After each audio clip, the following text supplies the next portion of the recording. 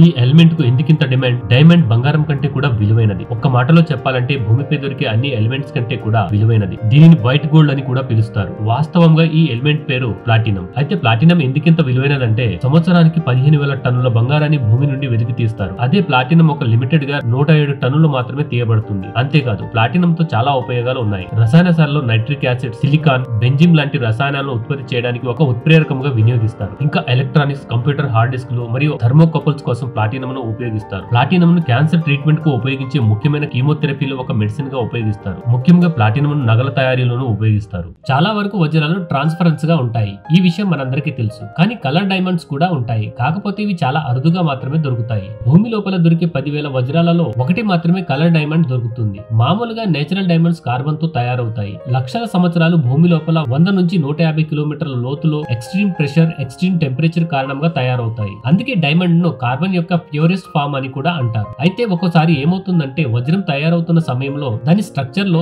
Nitrogen, sulphur, boron లాంటి elements trap అవుతాయి. ఈ కెమికల్ ఎలిమెంట్స్ ఉనికి కారణంగా డైమండ్స్ కలర్ఫుల్ గా తయారవుతాయి. ఇది ప్రపంచంలోనే అతి ప్రమాదకరమైన మెటల్. ఇది మిస్టేక్ గా మీ ల్యాప్టాప్ పై పడిపోయింది అనుకోండి, కాలిపోయిన పేపర్ లా బూడిదలా మారిపోతుంది. దీనిని అల్యూమినియం తో తయారు చేసిన తాళంపై వేస్తే అది ఈజీగా ఇరిగిపోతుంది, ఎక్కువ ప్రెషర్ వేయకుండానే. ఈవెన్ ఒక కోక్ బాటిల్ పై వేస్తే కోక్ బాటిల్ కూడా ఇలా కాలిపోయిన పేపర్ లా చిరిగిపోతుంది. మరి ఇంత ప్రమాదకరమైన ఈ లిక్విడ్ మెటల్ ఒకవేళ మన చేతిపై పడిపోతే ఏమవుతుంది? ఇక్కడ సర్ప్రైజింగ్ విషయం ఏమిటంటే దానిని మన చేతిలో వేయగానే మన చేతి వేడికి అది కరిగిపోతుంది. ఆశ్చర్యకర విషయం ఏమిటంటే మన చేతికి ఏమీ అవ్వదు. ఈ మెటల్ పేరు గ్యాలియం. దీని శత్రుత్వం కేవలం అల్యూమినియం తోనే. అంటే ఇది అల్యూమినియాన్ని నాశనం చేస్తుంది. మిగతా వాటిపై దీని ప్రభావం అంతగా ఉండదు.